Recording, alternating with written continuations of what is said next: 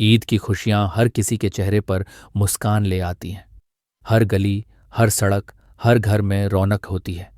बच्चे नए कपड़े पहनकर खिलखिलाते हैं, बूढ़े अपनी यादों में खो जाते हैं और जवान अपने दोस्तों के साथ इन लम्हों को यादगार बनाने में मसरूफ होते हैं। यही वो मौका होता है जब लोग मिलते हैं, गले लगते हैं और बीती कड़वाहटों को भुलाकर नई शुरुआत करते हैं। आलिया भी इस ईद को कुछ खास बनाना चाहती थी। वो एक शरीफ और समझदार लड़की थी, मगर उसके दिल में भी घूमने फिरने और आज़ादी से हंसने बोलने की ख्वाहिश थी। इस बार उसने अपनी दोस्त नूर और समीरा के साथ एक मशहूर सैरगाह जाने का इरादा किया। ये जगह हर साल हजारों सैलानियों को अपनी ओर खींचती थी। हर तरफ रौनक ही रौनक थी। रंग बिरंगे कपड़े पहने लोग, चूड़ियों की खनक, मेहंदी की खुशबू और हर तरफ से आती हंसी की आवाजें। तीनों सहेलियां इस मंजर से लुत्फ उठा रही थीं। उन्होंने झूले लिए, स्टॉल्स से अपनी मनपसंद चीजें खरीदीं और खूब सारी तस्वीरें बनाईं। मगर वो ये नहीं जानती थीं कि इस भीड़ में कुछ ऐसी नजरें भी हैं जो नेक नहीं।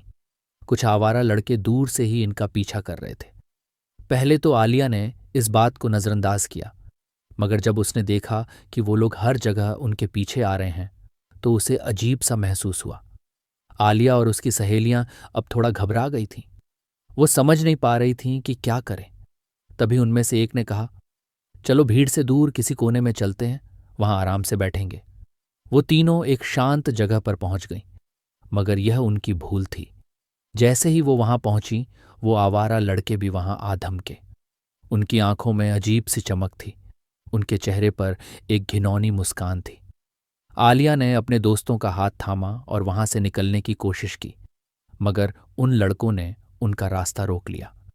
कहाँ जा रही हो हसीनो? ईद है, जरा हंसी मजाक तो करने दो, उनमें से एक लड़के ने बेहूदगी से कहा। आलिया के चेहरे का रंग उड़ गया।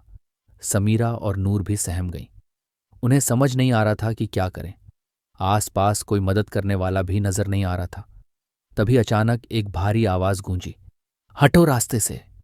ये जाहिद था, एक लंबा चौड़ा मजबूत जिस्म वाला नौजवान जिसकी आंखों में गुस्से की आग थी।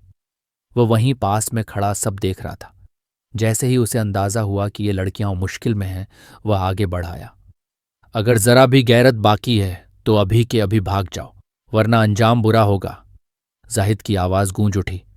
उन आवारा लड़कों ने जाहिद को देखा और घबरा गए। वो जान गए कि अब उनका बचना मुश्किल है। लोग भी अब धीरे धीरे जमा होने लगे थे। अरे भाई, मजाक कर रहे थे, इसमें इतना गुस्सा करने की क्या बात है? एक लड़के ने हंसने की कोशिश की, मगर उसके चेहरे पर डर साफ झलक रहा था। मजाक? शर्म करो।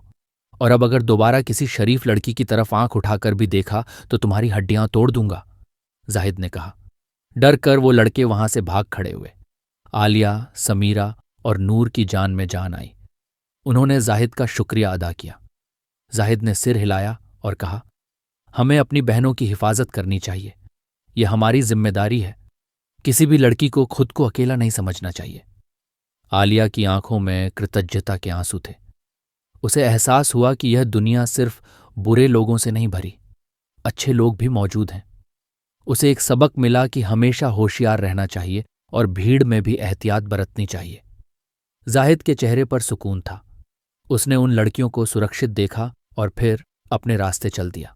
ईद के दिन उसने एक नेक काम किया था और यही असली खुशी थी।